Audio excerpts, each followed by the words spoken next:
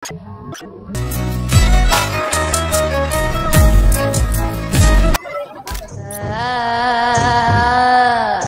Guys welcome back to another new blog. আজকে আমরা কোথায় আছি? আজকে আমরা আছি ঢাকার ওয়াটারল্যান্ড পার্কে। এখানে কি কি আছে সব আজকের ভিডিওতে এক্সপ্লেন করব। 150 টাকার টিকিট কেটে ভেতরে ঢুকলাম, ঢুকিয়ে দেখি একটা ঝর্ণা ধারা। ও ভাই অস্থির একটা ভাব, সবাই ছবি তোলা নিয়ে ব্যস্ত, তাই আমিও কিছু ছবি তোলার পর ভেতরে আসলাম। ভেতরে যে ডেকোরেশনটা করছে ভাই সত্যি অসাধারণ, দেখতেই পারছেন কত সুন্দরভাবে সাজাইছে। এটা দেখার পর আমি জাস্ট ফিদা হয়ে গেছি। এখানে পপকর্ন বানাইতেছে এবং কিছু পপকর্ন কেনার পর ভেতরে এন্ট্রি করবে। এখানে দেখতেই পারছেন ছোট বাচ্চাদের আনন্দ দেওয়ার জন্য রয়েছে চরকি, খেলনা, আরো অনেক কিছু। ভাই সত্যি অসাধারণ একটা জায়গা। আসলে কি ভাই, ঘোরাঘুরি করলে নাকি মন ভালো হয়ে যায়। সত্যি এটা একদমই সত্যি কথা, একদম মন মানে সেই ভালো হয়ে গেছে।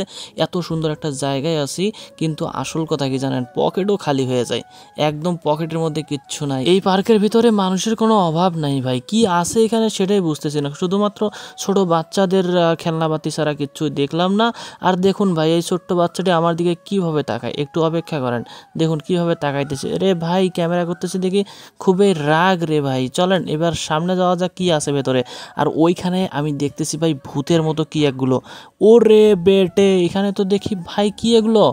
ওরে ভাই এখানে তো ঢুকতেই হবে, কিন্তু আমার মানে বুঝতেই পারছেন আমার ভূত দেখলে আসলে ভয় লাগে। এইখানে ঢুকলে যে আমার কি অবস্থা হবে, তাই ভাবতেছি কি করব, ঢুকবো না ঢুকবো। তখনই আমার আন্টি বললো এই যাওয়া যাবে না, এখানে ভেতরে ঢোকাই যাবে না। তাই মানে চলে আসলাম ব্যাগ। খুব ইচ্ছা ছিল ভূতের ঘরে ঢুকবো, কিন্তু না ঢুকে সামনে গিয়ে দেখি ওরে ভাই এখানে তো ছবি তোলা নিয়ে ব্যস্ত সবাই। এখানে কি চলতেছে দেখি একটু।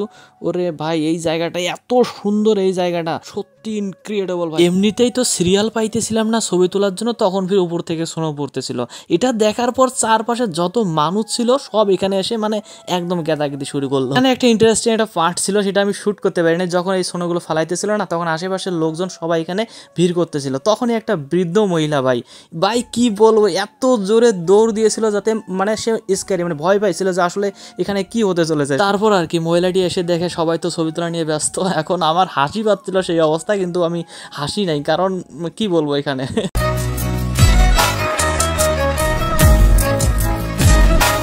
একজন একটা কথা বলছিল, আপনি টাকা ইনকাম করবেন আজকে, না হলে কালকে ডেফিনেটলি করবেন, আপনার কাছে অনেক টাকা আসবে, কিন্তু এই সময়টা আসবে না। এইরকম সুন্দর একটা জায়গায় আসছি ভাই, সত্যি অ্যামেজিং একটা প্লেস। তাই আপনারাও চাইলে এরকম জায়গায় ঘুরতে আসতে পারেন, কারণ মনের একটা শান্তির দরকার আছে, তাই না? ভিডিওটা ভালো লাগলে শেয়ার করবেন।